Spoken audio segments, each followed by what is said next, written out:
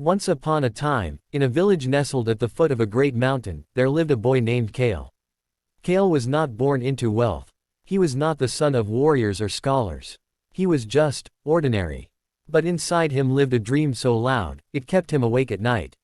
A dream to climb the great peak, a mountain so tall it disappeared into the clouds, where, it was said, only gods could see the world clearly. People said it was foolish. It's too high, they warned. No one returns. Why chase something you'll never reach? But Kael didn't want safety. He wanted truth. And somewhere, deep in his bones, he believed the climb would change him. So one morning, before the sun rose, Kael packed a satchel, kissed his mother's hands, and left.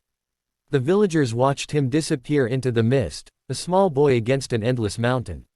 Most forgot him by nightfall. The climb began easily. The winds were kind. Kael smiled, believing in destiny. But mountains do not reveal their wisdom to the eager. They test. They strip. They wait. Soon, the rocks grew sharp. The weather turned cruel. Food ran short. And the voice inside him, the one that once whispered, "Go," began to whisper, "Turn back." Kael fell. Again. And again. And again. He lost count of the bruises. The sleepless nights. The tears no one saw. But with every fall, he rose slower, and wiser. He learned that not all stones can carry weight. That some paths promise much but led nowhere. And that courage isn't loud. It's quiet, tired, and still moving forward. He met others. Some were cheerful, some bitter. Some climbed halfway and built homes. Where they were comfortable. They said things like, "This is far enough. You don't have to prove anything. Be happy with what you have." But Kael didn't climb for glory. He climbed to know. He wanted to know what waited at the edge of his effort. What a life without regret looked like. There were nights when he thought he wouldn't make it. When loneliness felt heavier than the mountain itself. But somewhere between the hunger, the silence, and the bruises, Kael found something he hadn't expected.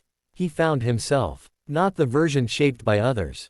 Not the boy from the village. But the one who chose to keep going. When no one was watching. When no one was clapping. When the only reward was the next step. At long last, after years of climbing, Kael reached the summit. There were no trumpets, no gods, no treasures, just wind, sky, and silence. And in that silence, he finally understood. The mountain had never been the goal. It was the mirror. Every fall, every failure, every scar, had taught him how to see clearly. Not the world, himself. Kael returned, not as a boy, but as a man who had paid the price for wisdom. He carried no trophies, only stories, and he shared them with anyone still brave enough to climb. His favorite words were always the same. There are no regrets, only lessons, if you're willing to pay the price. And now, young one, the question is no longer whether the summit is possible. It is whether you're willing to fall, to get up, and to climb again, because the price is high. But the lesson is who you become. No regrets, only lessons. Subscribe to Echoes of Greatness, where your story becomes legend.